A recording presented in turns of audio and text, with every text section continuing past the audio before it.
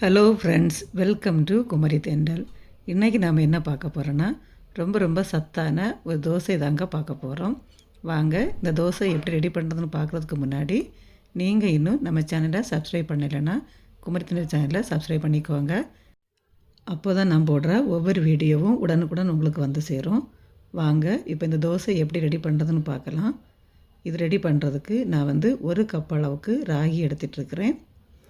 அதே கப்பில் ஒரு கப் அளவுக்கு பச்சை பயிறு, அப்புறமா அதே கப்பில் 1/4 கப்பு அளவுக்கு மட்டும் உளுந்து எடுத்துக்கோங்க.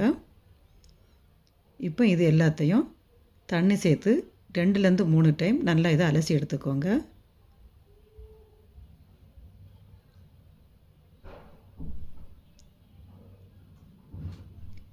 இந்த மாதிரி நல்லா இதை அலசி எடுத்ததுக்கப்புறமா இதில் இப்போ இது மூழ்கிற அளவுக்கு தண்ணி சேர்த்துக்கோங்க. சேர்த்துட்டு மூடி போட்டு குறைஞ்சது 4 மணி நேரமாவது இதை ஊற வச்சு எடுத்துடலாம். இப்போ இது ஊறட்டும். இப்போ 4 மணி நேரம் ஆனதுக்கப்புறமா இதை ஒரு மிக்ஸி ஜாருக்கு மாற்றிடலாம். நீங்கள் கிரைண்டரில் சேர்த்து அரைக்கிறதுனா அந்த மாதிரி கிரைண்டரில் சேர்த்து அரைச்சிக்கோங்க. நான் 2 டைமாக மிக்ஸி ஜாரில் சேர்த்து அரைக்கிறேன். இப்போ இதை மிக்ஸி ஜாரில் சேர்த்துட்டு ஒரு துண்டு இஞ்சி, அப்புறமா ஒரு 5 பச்சை மிளகாய், இது கூட ஒரு 1/2 ஸ்பூன் அளவுக்கு சீரகம், இவ்வளவும் சேர்த்துட்டு முதல்ல கொஞ்சமாக தண்ணி சேர்த்து இதை நல்லா அரைச்சி எடுத்துக்கோங்க.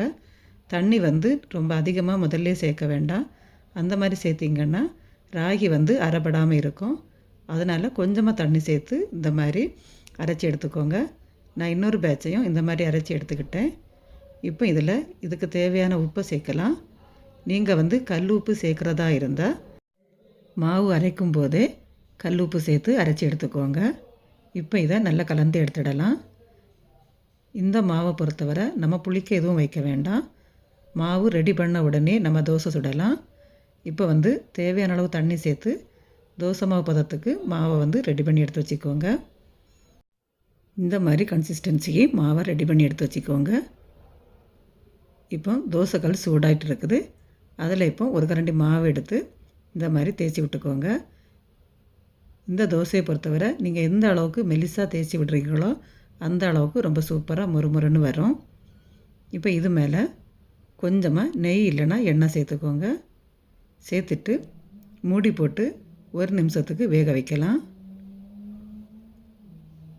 இப்போ 1 நிமிஷம் ஆனதுக்கப்புறமா ஓப்பன் பண்ணி பார்த்துட்டு இதை திருப்பி விட்டு வேக வைக்கணும்.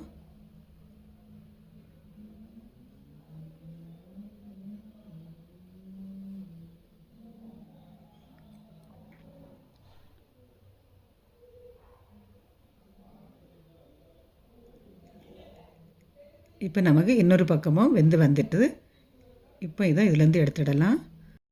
அவ்வளவுதாங்க, ரொம்ப சூப்பரான ராகி பச்சை பயிறு தோசை ரெடி ஆகிடுச்சு.